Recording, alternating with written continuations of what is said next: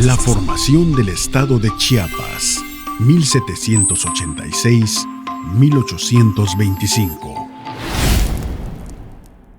Pues buenas tardes a todos los que nos están escuchando. Estamos aquí en otra de estas charlas sobre la historia de Chiapas, enmarcada en esta conmemoración de los 200 años de la incorporación de Chiapas a México, un asunto que nos dejó claro el otro día Sergio Nicolás Gutiérrez Cruz. Hoy estamos con José Javier Guillén Villafuerte, que es chiapaneco, pero estudiante de doctorado, próximo ya a titularse, ahora ya en noviembre, del Colegio de México, un experto en historia colonial, y vamos a hablar con él un poco sobre algo que no nos gusta mucho, que es las cuestiones de Hacienda. Siempre dicen Hacienda somos todos, pero en realidad no nos gusta esto de pagar impuestos ni nada por el estilo, ¿no? Entonces, la primera pregunta, darte la bienvenida, José Javier, a este espacio de la UNICACH, y la primera pregunta que te quisiera hacer es ¿cómo funcionaba o cuáles fueron los cambios? ¿Cómo funcionaba la Real Hacienda cuando llegaron los españoles? ¿Qué cambios hubo con respecto a las poblaciones anteriores que habitaban el territorio de lo que hoy conocemos como Chiapas, aunque en ese momento todavía no era Chiapas? Sí, primero que todo, pues muchas gracias por haberme invitado a esta entrevista. Me da mucho gusto participar en este proyecto de la UNICACH. Y efectivamente, una de las cosas que más me han interesado a mí es el estudio de la fiscalidad, o por llamarlo de otra forma también, de las finanzas públicas, ¿sí? de la monarquía a nivel provincial, es decir, he estudiado cómo funcionaba la Real Hacienda en Chiapas y cómo la Real Hacienda administraba y distribuía el dinero que recaudaba entre la población de Chiapas. En ese sentido, lo primero que hay que decir es que posterior a que se consigue la conquista y pacificación de los territorios americanos que se incorporan a la monarquía hispánica, lo que va a hacer la corona, de alguna forma, es a aprovechar el sistema tributario que ya existía previamente en Mesoamérica. Es decir, muchas veces se nos ha dicho que la Triple Alianza, antes de la llegada de los españoles, se había expandido por gran parte de lo que hoy es el centro y el sur de México, conquistando poblaciones o aliándose con algunas poblaciones, sobre todo para lograr extender sus redes de comercio. Y en ese proceso de expansión, había sometido a muchas poblaciones a las cuales les había obligado a pagarle tributo a los tlatoanis de Tenochtitlan. Un impuesto. Un impuesto que se tasaba en función de las producciones locales de esos territorios que iban siendo conquistados. Por ejemplo, en el caso del Soconusco, lo que pagaban como tributo a la Triple Alianza era cacao, ¿sí? Que era el fruto que se producía localmente y que además era un fruto altamente valorado por las sociedades mesoamericanas. Y lo mismo ocurría con otros lugares donde por ejemplo se tejían mantas de algodón, se cobraba el tributo en mantas de algodón y así podemos seguir. Que esto lo conocemos por la matrícula de tributos. Esto lo conocemos por la famosa matrícula de tributos, que sobrevive, es uno de los documentos de origen prehispánico que sobreviven y que nos permite conocer, entre otras cosas, qué le pagaba cada una de estas poblaciones a la Triple Alianza. Cuando se da la conquista, lo que hace la corona es absorber esos tributos que anteriormente se pagaban a los emperadores de Tenochtitlan. Es decir, los tributos que los indios le pagaban a sus señores naturales, ahora se lo van a pagar al rey, que se convierte en su nuevo señor. A través de los conquistadores. A través de los conquistadores.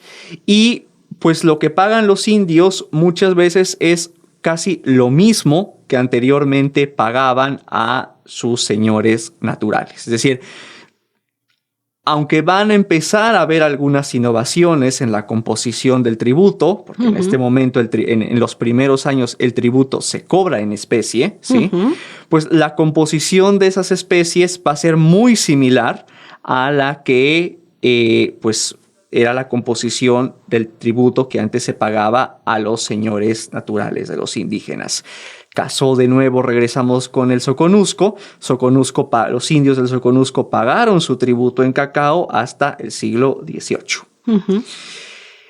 Ahora, lo que va a suceder, y eso sí es muy interesante, es que a manera de retribuirle a los españoles que participan en la conquista los servicios que prestaron a la corona conquistando y pacificando estos territorios, pues el rey les empieza a ceder a estos conquistadores el tributo de algunos pueblos.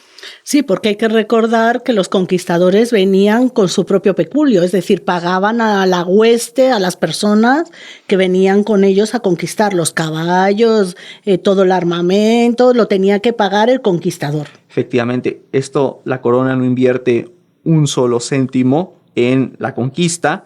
La conquista, por decirlo de alguna forma, es una empresa privada. Una empresa privada que tiene el aval de la corona. Eso es muy importante. O sea, no es que estos hayan venido por su cuenta. Sí, no pueden venir por su cuenta. Nadie podía venir por su cuenta, digamos. El rey debía de darles el permiso para venir, conquistar, pacificar y poblar. Pero evidentemente estos conquistadores venían con el afán de enriquecerse. Y una de las primeras formas que haya la corona para retribuirles ese servicio que han prestado, no solo a la corona misma, sino a la cristiandad, porque no hay que olvidar que esto tiene una justificación de tipo religioso, ¿sí? Sí. Incorporar poblaciones que habían estado al margen de la religión católica a la comunidad de la Iglesia Universal, ¿no? Entonces, para retribuirles ese servicio que han prestado, pues les cede los tributos que pagan los indios de algunos pueblos. Y ese es el origen de lo que se va a conocer como la encomienda. Que hay que recordar a los que nos escuchan que era, sobre todo cuando se trataba, era un usufructo. Exacto. No era la propiedad sobre la tierra. No. Solo un usufructo sobre el trabajo de los indios. Efectivamente. A ver, la encomienda consiste en que el tributo que X o Y pueblo le pagaría al rey, se lo va a dar ahora a un particular, a su encomendero.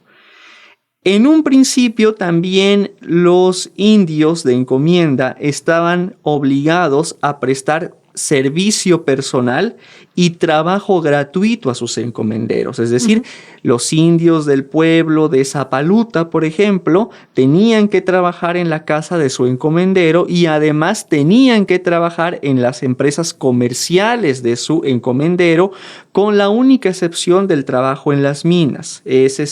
Luego de la experiencia en las Antillas, donde muchos indios de encomienda habían perecido en los lavaderos de oro, pues la corona prohíbe muy tempranamente que los indios trabajen en las empresas mineras de sus encomenderos. Sí, porque hay que recordar que pues tenían la experiencia previa a la llegada de las Antillas, cuando pues sin control, digamos, sobre el trabajo, etcétera, perecieron muchísimos indios, ¿no? Naturales, sí, por una explotación excesiva, y rápidamente se dieron cuenta de que la riqueza de muchos lugares era la mano de obra, precisamente. Claro, sí. Desde el siglo XVI se acuña una frase en los círculos del gobierno de la monarquía que es: las Indias son los indios. Ah, mira. Es decir, sin indios, esto no va a funcionar. No hay empresa. No hay empresa, ¿no? Ajá. Sobre todo porque en muchos lugares la riqueza que puede una persona generar depende de la explotación de la mano de obra india. E incluso, regresando con el asunto de la Real Hacienda, hay muchos lugares donde los ingresos de la Real Hacienda dependen fundamentalmente del tributo que se le cobra a los indios, porque no todos los pueblos son dados en encomienda. Esto es muy importante decirlo. Hay pueblos que la corona se reserva para sí. Que es el caso, por ejemplo, de Chiapa de lo que hoy es Chiapa de Corzo, que primero fue Chiapa de Indios, pero al pasar a la corona se empezó a llamar Chiapa de la Real Corona. O el caso de Tuxtla también. Tuxtla aparece como Tuxtla de la Real Corona. Es decir, en un principio estos pueblos fueron dados en encomienda, pero una vez que muere la primera o la segunda generación de encomenderos, porque en un principio las encomiendas se pueden heredar, luego la corona lo va a prohibir, pues una vez que mueren los primeros encomenderos, la corona va a volver a incorporar el tributo de esos pueblos a su real patrimonio. Y es así como vemos, por ejemplo, que se refieren a Chiapa de Indios como Chiapa de la Real Corona, porque le tributa a la corona. Sí, porque además, en el fondo, lo que quería la corona era evitar la creación de estos señoríos que le había dado tantos problemas en España, ¿no? Los señores feudales que al final se habían hecho con el control de territorio, de mano de obra, a expensas de que la corona no cobrara esos impuestos. Entonces, aquí lo que trata la corona es de evitar precisamente que se creen estos señoríos. Sí. Algo que te quería comentar, bueno, precisamente el caso de Chiapas es un caso de un territorio con poca riqueza material, digamos, ¿no? De minas, y aquí es donde se evidencia, también en otros territorios, la importancia de esa mano de obra. Pero con el paso del tiempo se van a ir creando otros mecanismos, ¿verdad? Claro. Y uno de ellos sobre el que me gustaría que platicaras es sobre el repartimiento. Sí. O sea, esta palabra que la escuchamos o la leemos en libros o incluso la vamos a ver en la exposición que se va a inaugurar el día 12 de septiembre. ¿Qué significa esto del repartimiento? Sí. Quisiera regresar con algo que habías mencionado, ¿no? Desde la Baja Edad Media, los reyes de los distintos reinos europeos, sobre todo de la Europa occidental, van a iniciar un proceso para ir imponiendo su autoridad a la nobleza. Es decir, van a ir... La Alta Edad Media se distingue por un proceso de parcelización de la autoridad. Es decir, cada pequeño señorío, cada ducado, cada condado, cada marquesado se vuelven un territorio en el cual la autoridad de la corona vale muy poco. Lo que va a pasar a lo largo de la Baja Edad Media es que las coronas van a ir retomando el control de esos territorios paulatinamente, y uno de los elementos que más les van a interesar recuperar, pues precisamente la potestad de cobrar impuestos. Y eso se extiende a los territorios americanos, ¿no? En un principio eso se dificulta por el hecho de que pues tienen que retribuir a quienes han participado en la conquista, y es ahí donde entra la encomienda, ¿no? Pero una vez que se empieza a regular el asunto de la encomienda y se fija que una vez muerto el encomendero y su hijo o su nieto, es decir, la tercera generación, los pueblos van a ir regresando a la corona, pues la corona empieza a afianzar un poco más su autoridad en materia fiscal.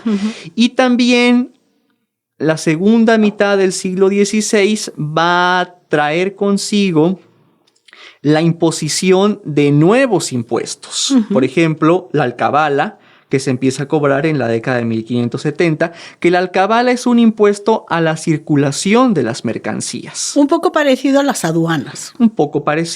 Vamos a decirlo así, ¿no? Se establece... Es un poco anacrónico, pero bueno, exacto, para que se entienda. Es el mismo principio, ¿no? En cada determinados lugares se establece una aduana, y cada que pasa un producto por esa aduana tiene que pagar un impuesto La tasa es distinta dependiendo de lugar en lugar, que se fija en función del valor de las mercancías, a excepción de aquellos productos de la tierra. Es decir, los productos de los indios no están tasados con alcabalas.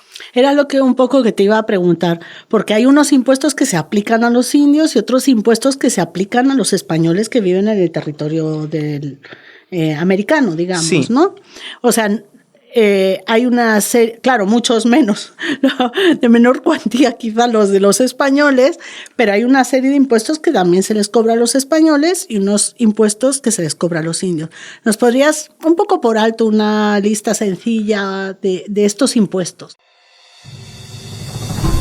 La formación del estado de Chiapas, 1786-1825.